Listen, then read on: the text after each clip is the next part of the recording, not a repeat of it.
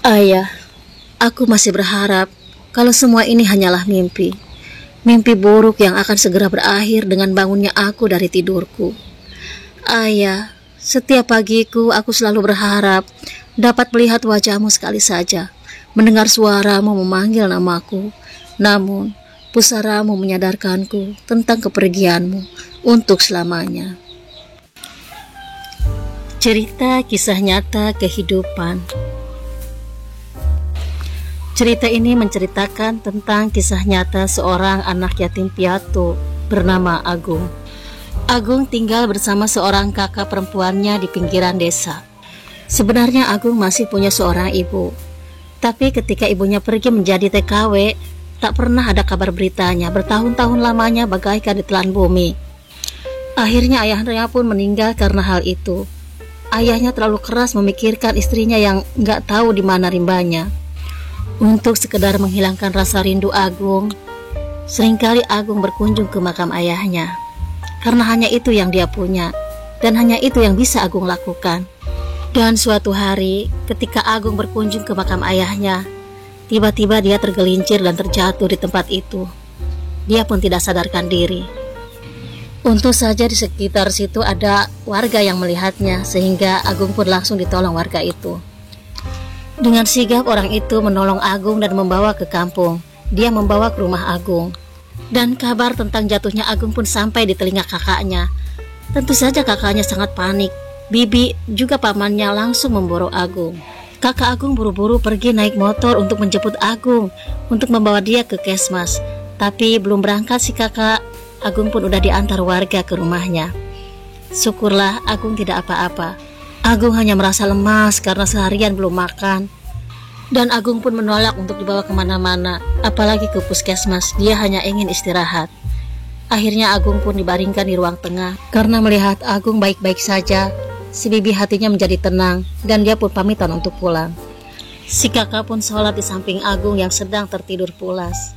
Akhirnya si kakak pun ikut tertidur pulas juga. Karena memang dari sore Agung belum makan, akhirnya pada tengah malam pun Agung terbangun karena lapar. Dia melihat kakaknya sedang tertidur pulas. Dia pun memanggil kakaknya, "Kak, perutku lapar, aku mau makan." Si kakak pun terbangun. Dia berusaha mencari makanan di dapur. Tutup saji dibuka, tak ada nasi. Karena memang dia tak ada beras lagi. Hari itu dia tidak bisa masak, karena memang tak memiliki apa-apa. Akhirnya dia memutuskan untuk pergi ke rumah bibi. Siapa tahu bibi masih punya nasi. Pintu rumah bibi terus diketuk si kakak. Tapi si bibi tidak terbangun juga. Akhirnya kakak pun kembali pulang. Karena si bibi nggak bangun juga, si kakak pun pulang. Untuk sekedar mengganjal perut Agung yang sedang kosong, kakak pun memberi seteguk minum. Air putih saja.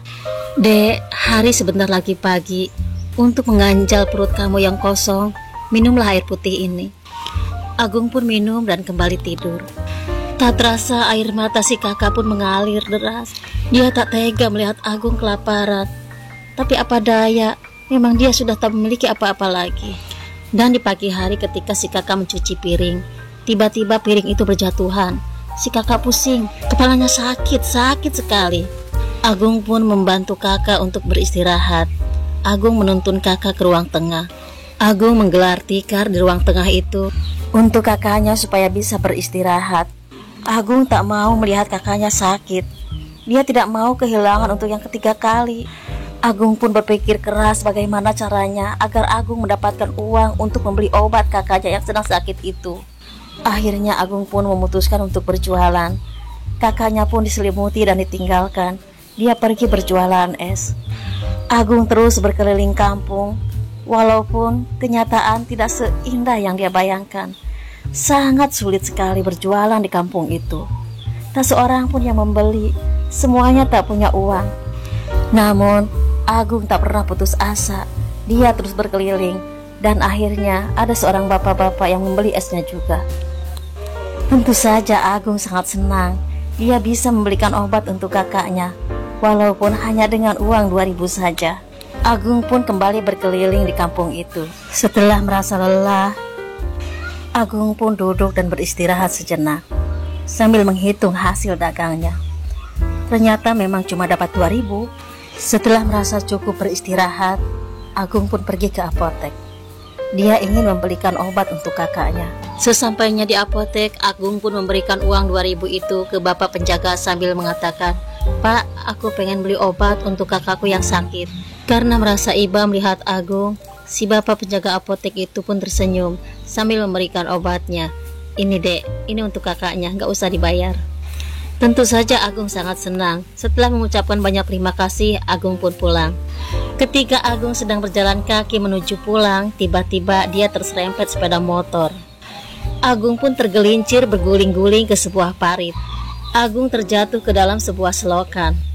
Termos beserta isinya tumpah ke sebuah selokan itu. Setelah Agung tahu termosnya tumpah ke dalam selokan, dia buru-buru terbangun. Dia tak lagi merasakan kesakitan itu. Dia buru-buru menyelamatkan obat kakaknya yang ada di dalam termos itu. Dia tak peduli dengan es yang tumpah. Dia tak peduli dengan yang lainnya. Dia hanya ingin obat kakaknya itu. Alhamdulillah, obat itu ternyata masih ada, masih rapi di dalam plastik. Dia pun buru-buru mengambilnya dan cepat berlalu pulang. Ternyata perjalanan apotek menuju rumahnya lumayan jauh. Dia pun melewati sebuah masjid. Karena sudah masuk waktunya sholat asar, Agung pun berhenti sebentar untuk melakukan sholat asar di masjid itu. Dan di saat sholat itulah Agung meminta kepada Allah Subhanahu wa Ta'ala dalam doanya, "Ya Allah, sembuhkanlah kakakku, karena hanya dialah yang aku miliki sekarang ini. Dan tempatkanlah ayahku di surgamu ya Allah. Dan lindungilah ibuku yang kini entah di mana. Amin, amin ya rabbal alamin." Setelah selesai sholat dan berdoa, Agung pun buru-buru pulang. Dia sudah tak sabar ingin memberikan obat untuk kakaknya agar kakaknya kembali sehat seperti semula. Sesampainya di rumah, obat itu pun langsung diminum kakaknya. Dan Agung pun pamitan untuk bermain. Dia ingin bermain dengan teman-temannya, walaupun dia hanya melihat dari kejauhan saja teman-temannya yang sedang asik bersepeda. Karena memang Agung tidak punya sepeda. Bagi Agung, sepeda itu sangatlah berharga. Hanya dengan melihat teman-temannya asik bersepeda, Agung pun merasa ikut turut gembira. Agung cukup puas melihat sepeda-sepeda bagus yang baru di tempat penjual sepeda. Dia tak berani memegang ataupun menanyakan harga, karena itu tidak mungkin baginya. Setelah puas melihat sepeda baru-baru itu, Agung pun pulang. Sebenarnya dia ingin sekali memiliki sepeda, dan dia pun ingat punya celengan, karena memang dia menyimpan uang untuk membeli sepeda. Karena sebesar itu keinginan Agung untuk memiliki sepeda. Setelah dihitung-hitung, ternyata tabungannya belumlah seberapa. Karena capek, akhirnya Agung pun tertidur di samping kakaknya. Keesokan paginya, Agung pun kembali berjualan es keliling di kampungnya. Walaupun hasilnya tidak seberapa, cukuplah untuk bertahan hidup dirinya dan kakaknya juga. Walau kadang-kadang dia merasa iri ketika ada anak kecil yang digendong ayahnya. Dia selalu teringat ayahnya kembali. Dia masih merindukan itu. Dia rindu akan kehadiran ayahnya. Sosok ayah yang selalu melindunginya. Sosok ayah yang selalu menyayanginya. Dia sangat merindukan keadaan itu. Dia ingin kembali seperti dulu. Tapi kini dia harus bisa menanggung hidupnya sendiri. Dia harus menghidupi dirinya sendiri. Dan bila malam tiba, Agung tak pernah lupa untuk berdoa, untuk sholat, dan selalu mendoakan orang tuanya. Karena itulah yang dulu sering diajarkan ayahnya. Karena itu yang dulu sering diajarkan ibunya. "Ayah, aku masih berharap kalau semua ini hanyalah mimpi. Mimpi buruk yang akan segera berakhir dengan bangunnya aku dari tidurku. Ayah, setiap pagiku aku selalu berharap dapat melihat wajahmu sekali saja, mendengar suaramu memanggil namaku. Namun, pusaramu menyadarkanku tentang kepergianmu untuk selamanya. Ayah, aku paham tentang kematian. Aku tahu bahwa itu bukanlah keinginanmu. Namun, kehilanganmu bukanlah perkara mudah bagiku. Ayah, sejak ayah tiada, aku berteman air mata.